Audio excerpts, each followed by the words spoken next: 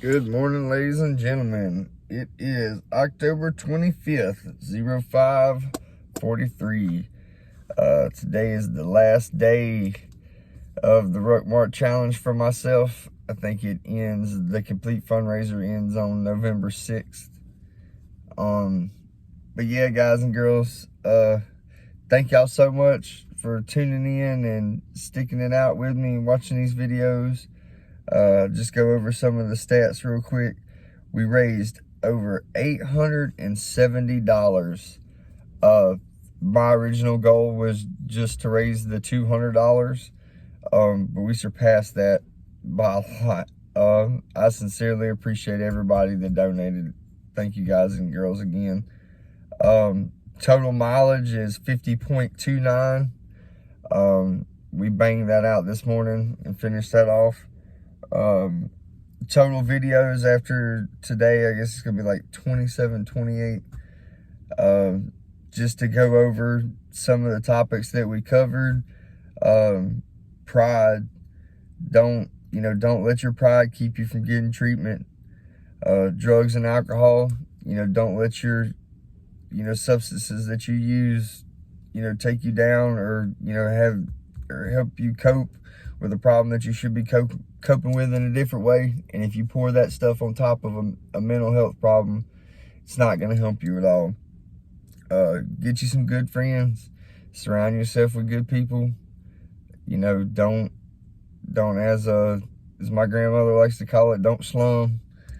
The VA is not a bad place. Guys and girls, give it a chance. We've all had bad experiences, with them, but don't let that 1 or 2 or 3, 4 experiences be the final straw for you, because there is people there that do care and do wake up every day to, give their best to veterans. So don't give up on them yet. Hygiene, exercise, and diet. Everybody that I know that is way better at this stuff than I am, those are 3 things that they say are key. I can definitely say from personal experience that when those 3 things do slip, it does seem like the next thing that you're walking into is depression or some type of spiral.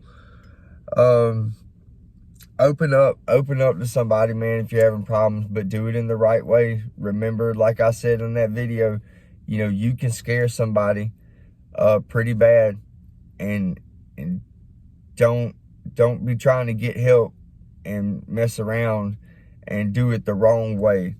Think about how you're feeling, find a way to articulate it and say it in the best way. And if they do want to put you on an acute floor for being honest with them, then hey, maybe you need, to zoom out and understand that could be where you need to be at that moment. And don't get crazy.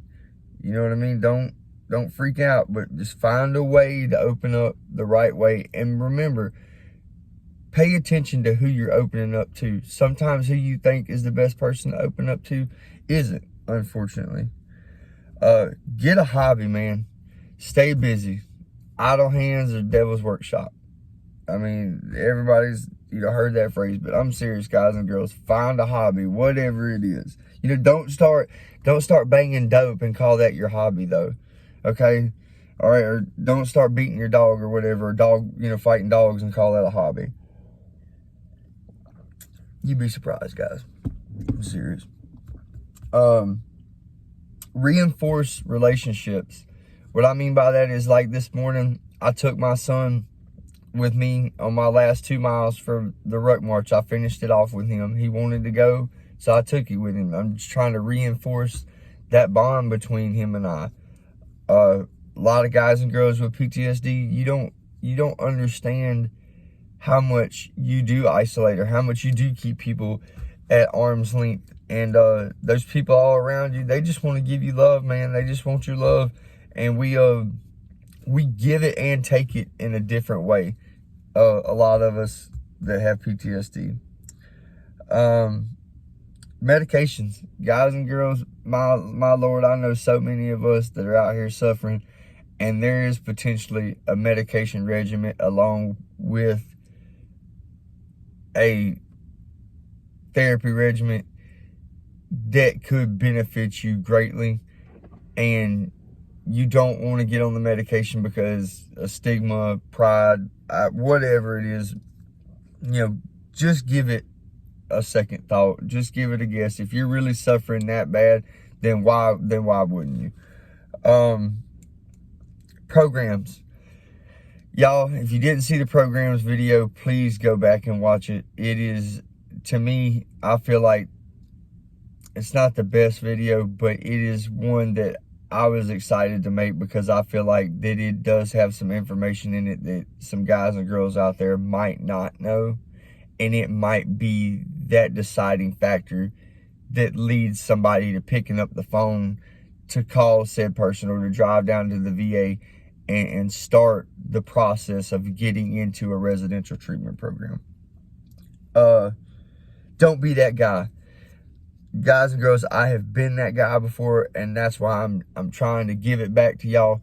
Do not, go places and not be looking to get better, but be looking to get a percentage thinking that that's what's going to make you better. Or, go in there and tell people that they're wrong for feeling a certain type of way because they were in the Air Force and they were, on Bagram and they weren't on a cop. Just don't do that, guys and girls. Make a plan, make a tentative plan, and then execute it.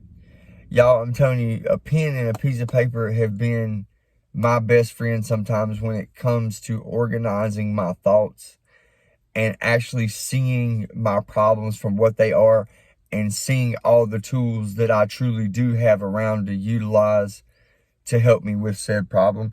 And tools can be anything. Tools can be people. It could be, places. It could be programs, medications. So just make a plan and stick to it. But remember also, with that being said, plans change. Like Mike Tyson said, everybody has a plan until they get hit in the face. So that's why we make contingencies, guys and girls. All right.